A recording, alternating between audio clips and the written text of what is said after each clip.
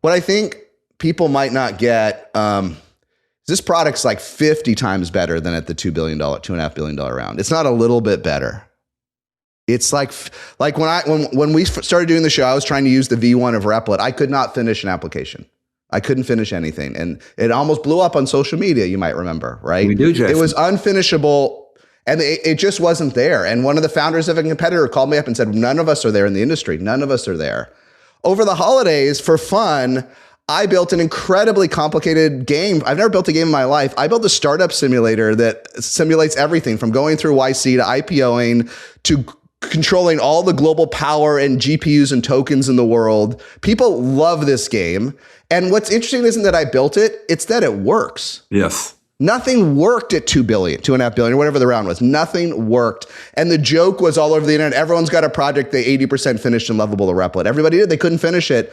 And it was a joke because they thought they 80% finished it, but there was no chance to go from 80 to 100. Literally, I built this thing over the holidays, and I probably put 100 hours into it because it was over the holidays, right? This was not a one-shot deal.